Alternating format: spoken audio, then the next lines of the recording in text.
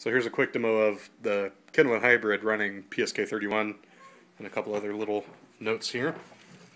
So the radio I'm using tonight is a Kenwood TS-520SE, and earlier I built the mod so that you can control the power output. And this is it. I just did it with parts I had on hand, and I'll probably take the light out. It doesn't really do anything other than tell you that it's on or off.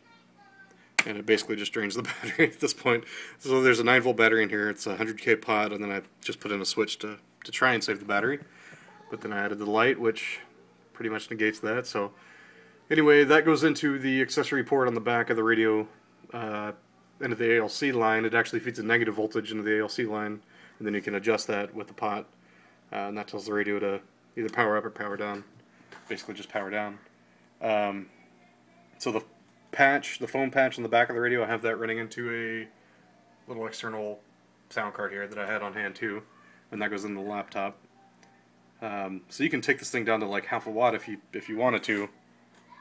So here we go. The one thing about this mod that I don't like, or this setup that I don't like, is that to hear or to have the signals come on the computer, you have to adjust the volume, and you hear it.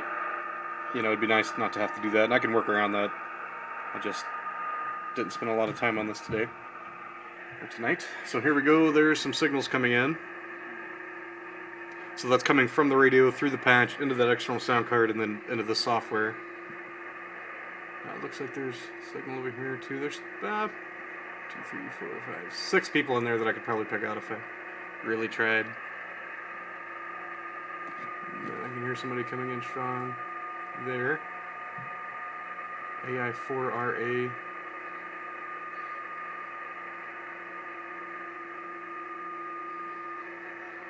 So there you have it.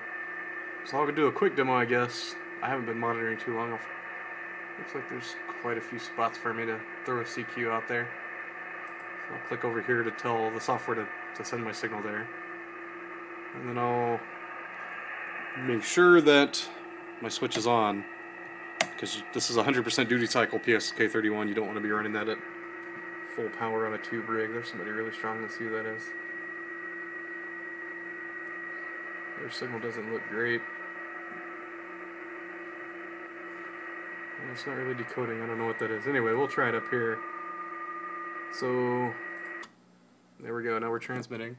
So there's on the watt meter. That's about 40 watts. And I can turn this down to about 10 watts. There you go. So all I did was just turn that pot or crank it up. And there's right there. And I tend to believe that low power is better. Or at least the least amount of power that you can use is better. So there it goes, it automatically turned off. Let's see if anybody comes back to me here.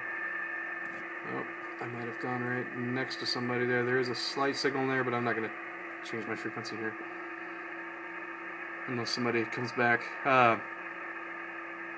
Anyway, so that was about, I think, 10 watts, which is more than my normal QRP, the 5 watt Yaesu FT817. I do find that with the Kenwood hybrid, with that excellent receive, that I see a lot more signals than I normally do with the FT817. So this could be pretty fun. If you want any more information, I don't know if anybody's ever going to watch this video. I just made it for myself, really. But if you want any info on how I did this, feel free to let me know. Especially this box. There's the circuits everywhere. You can find it. But if you have any questions, feel free to ask. I'll help. And the next step is to try and figure it out on this radio. This is the TS520. Not the S or the SE. And this does not have the phone patch on the back. So I'll probably have to wire it into the 4-pin here and then on the speaker output, which may be what I do on this one in the end anyway, but we'll find out. Anyway, that's all for now.